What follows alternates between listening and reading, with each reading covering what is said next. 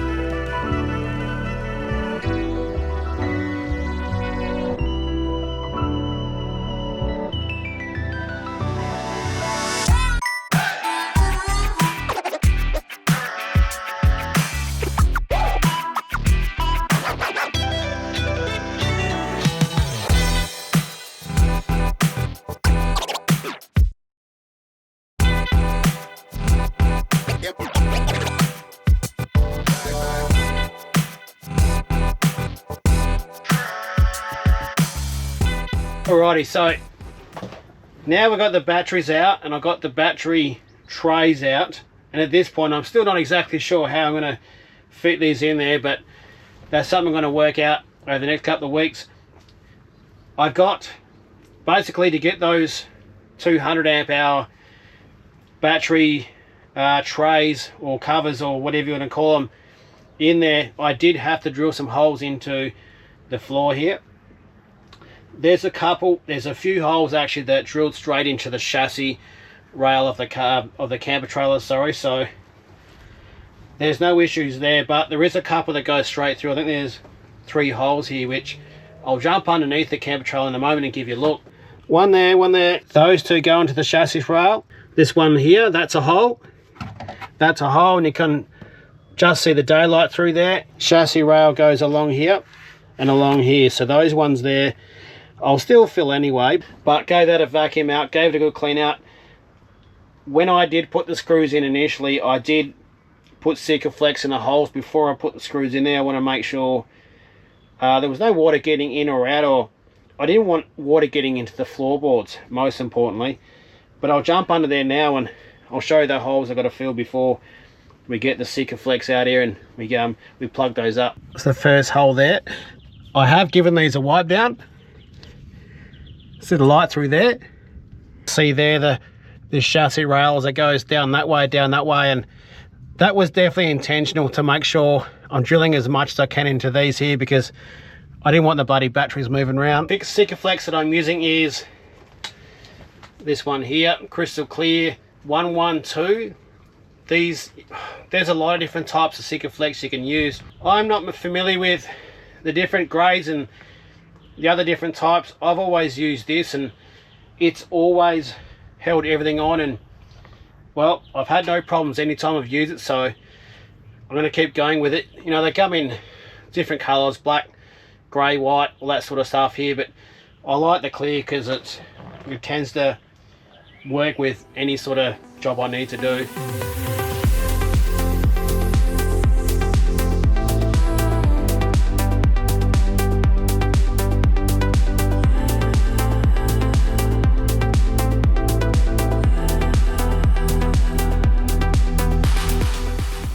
Alrighty, so now we've got that done.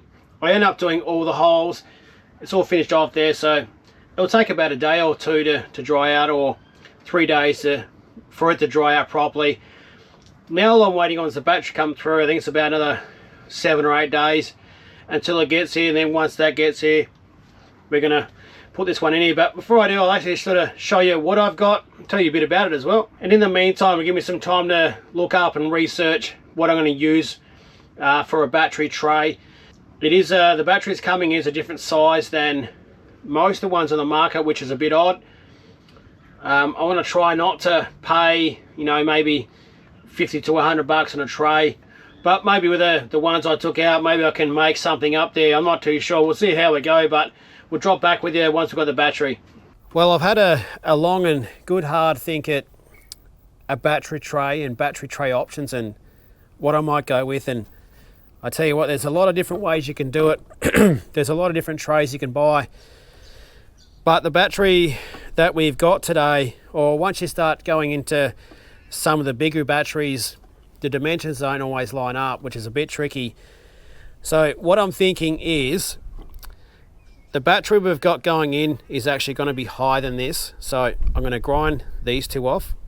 I'm just going to grind it straight through the guts, or cut it straight through the guts here, because this one has, I mean, that's just a little mat, a little vinyl mat there. It's got the metal base there. I'm thinking if I can just cut straight through there, that way I've got the sides and the back to fit around the battery from each end. I might have a little bit in the middle either side that won't be clamped, but I'm also trying to line up the bolts in here to go with, or to line up with where the chassis rails are on this one. So these two bolts here match up. I know that side does, but the one going across this way does sort of finish up there somewhere, so I've got to work that out. But I think if I can put these on both ends, that way it's not going to be moving around, and I'm actually going to head in a Bunnings in a bit and get some straps and put over the top of there. It'll make more sense once I get into it, but time to, whether I jigsaw it or I get the grinder out, not too sure. I'll try the jigsaw first. I do have some metal cutting blades there, and if that doesn't work, then we'll get the grinder out and that'll take care of it real quick.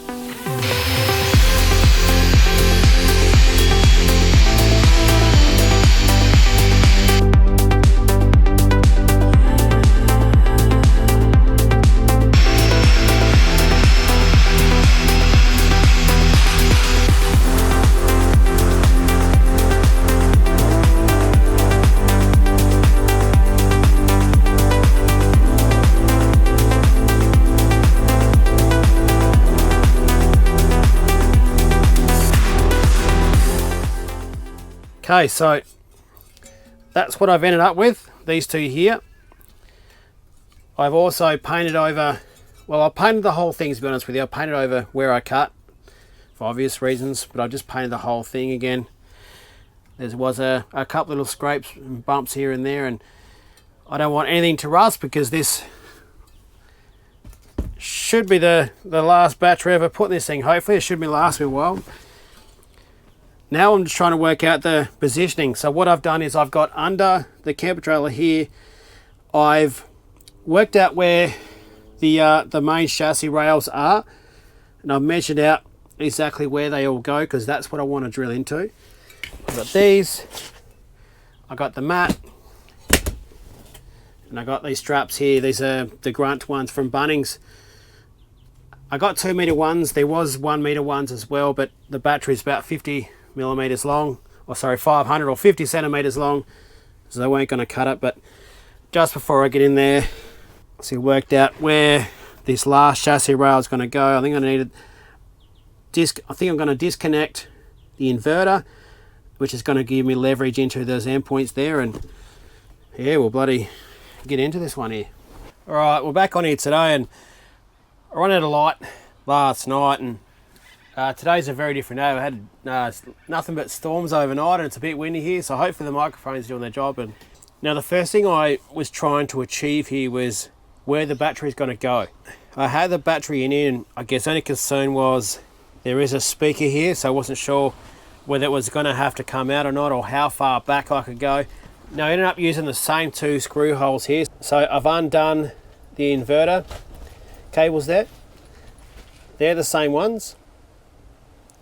So that's how that looks. And then on the back here, you can see I've got those 2 bolts there. I'll chuck on the screen what type of bolts these are. Now those screws are actually screwed into the chassis rail of the camper trailer. So they're actually screwed in through the floor into metal, which is fantastic. So they're a super tight and a super strong fit. There's definitely no wiggle room, that's for sure. Now these ones here are kind of Sikaflex to the floor, so just a couple of dollops in there just to keep them firm. And I figured as well, I'm going to put these straps like this, because once the battery's on this, this metal plating here, essentially it's going to be, held in there by its own weight. It's not perfect. I got it as close as I could, but it is a little bit off for whatever reason. When I started screwing the holes, I probably moved it out a couple mil, but that's something I can show you later on. But that's all done there, so very happy about that. Only thing I need to do now is, once I get the battery in there, connect up the inverter cables, and then it's the battery leads that need to go in. The positive battery lead should go straight in there. It's a negative one from the shunt that I might have to adjust. So I may have to move the shunt slightly to make it go in, because that's the cable that I've got. I don't want to have to make up another bloody cable. It's expensive and it's a lot of stuffing around. So right there is where the cable connected to come to the battery. Previously it came around the back and round into the battery that was here, but of course it's going to be around here is when I'm going to need it. So trying to get around all this positive stuff there. Obviously I don't want to touch any of that stuff there, because I don't want anything to get hot, but I can't maybe undo that, and maybe there's a bit of enough leverage with all the cabling I've got here. I'm not far off, so it shouldn't be too difficult to manage. Now it's time for me to just show you what battery's going in here. Rightio, we're back on here, and this is the battery we are putting in the camper trailer here. So we've upgraded from the 2 times 100 amp hour batteries, which was a 200 amp hour total, to having one battery for 230 amp hours. So this one here is from Lithium, got shipped to me from them. They did offer me this one here to sort of tell you how I found this battery and tell you a bit about it. Today's video, I'm not going to do a review or give you any thoughts or any sort of review. That's not what today's about. I haven't bloody used this yet, so that's a video that'll come in a later date. You'll be able to how are you guys? Hey? No, I was just about to put this one in here. That's a big battery in it. Certainly is. Yeah, it should do the job. This is the battery we are obviously going to be using for the trip across the country that's coming up in just a couple of weeks now. Videos will be coming to you probably shortly after this one, where you'll be able to see how we've been finding it and how it's been performing. So all those types of things will come later. What they have also offered is a discount code for us to use. So 5% if you use the code. I'll chuck it in the screen or in the description. There'll be a link for you to use with that one. Now in the box there, they do give you this one here along with the battery terminal nuts. I reckon this is a nice touch, to be honest with you. So in here we've got, what have we got here? We've got the service start, quick startup guide. They do say here, due to shipping regulations, the battery carries about 30 to 50% capacity when shipped. This one here, which I just had a quick flick through before, so it's quite comprehensive, to be honest with you. But if it's something new to you, I feel like they do this quite well. They got a lot of information here that covers a lot of different things, from charging and about capacity, battery capacity and those types of things. Some quick specs for you. So this is, as you can see here, a 230 amp hour battery. So I'm getting an extra 30 amps of battery capacity. Reason I went with this one as well was because the actual size of this one, so it is a little bit higher than the 100 amp hour ones I had, but width wise is exactly the same. So this weight's pretty much the same. I was looking at a few other batteries as well, I'll be honest with you, but a lot of them didn't fit in that spot that I had here, and this was not going to be my first choice, to be honest with you. I was going to try out 2 more of their 100 amp hour batteries, but the physical size of it is actually smaller than a lot of other batteries on the market. This battery has prismatic cells. The energy rating, this is 2,944 watt hours, if that's the terminology you like to use. Sorry. Life cycle, pretty standard, 4,000 100% cycles, or 8,000 if you're charging from half, and then it obviously goes up from there. This one has a 200 amp BMS, or battery management system, on it. Maximum continuous charge and discharge current of 200 amps. Importantly for me, the maximum continuous output power is 2,560 watts.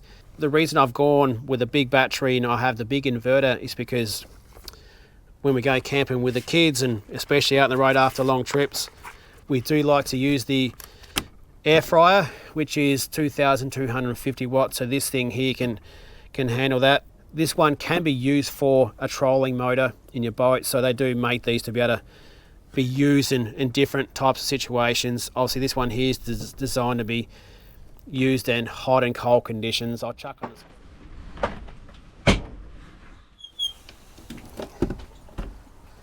That's how it kind of looks there with the battery tray. So you can see there around each side essentially, so it's definitely not going anywhere. And there's the other side there. So that's where we've finished up. 2 straps on there nicely. Got the 2 terminals fit on there as well with the shunt power. Now what I had to do was, this is the shunt here, right, and this is the one that connects to the battery. So in case you're wondering, all the negatives from all the devices and all the connections all come into the input of the shunt, right? So there's a little buzz bar here, and we've got everything coming in here. So I think that's DC charger, that's the inverter, I think that's the control panel, and that one there I think is for the AC charger. Everything comes into here, and everything goes from here to the battery. So let's go down there, in under there. Whereas previously it ran all the way up around the back there. And the 2 screw holes, you can see 1, 2 there. That's where these were. So there's the top of the shunt and the bottom of the shunt, there's 2 screws. It was all the way up there, so I had to move it all down here. But to achieve that, I had to undo everything. I had to unplug every single connection. When I fitted this in here, everything was cut to length, and everything was cut and made to fit this exact setup, with a small amount of leverage here and there, but ultimately I wanted it to be pretty nice and neat when I did this originally. The con of that was, now that I've had to change something, yeah, sort of was a bit difficult, and because I'm using such big bloody thick cables, trying to manipulate those and get them to turn where I want them to turn and twist and all that sort of stuff was a bit of a challenge. So now we're going to set up. We've got the battery here, got the 3,000 watt inverter there, 40 amp DC charger, shunt, and all the fuses. So we've got the fuse for the inverter, fuse for the DC charger, and we've got the fuse for the main control hub and operating system of this camper trailer here, and very happy with that one there. And don't forget, if you're after one of these batteries yourself, there's a discount code in the link to get yourself 5% off, and yeah, we'll see how we go. So I'm going to shut this up now and bloody be done with this. I don't want to get in here again. I don't enjoy fiddling around with all this sort of crap. It's not fun. If you like that, hit the subscribe button and get behind us and let us know in the comments what you think. And if you got any questions about our 12 volt setup here, there is a video of this build that I've done, which I'll chuck in the description as well. And I reckon I'll wrap him. But that'll about do it. I'm Diesel, but that'll about do it. We'll catch the next one. Hooroo.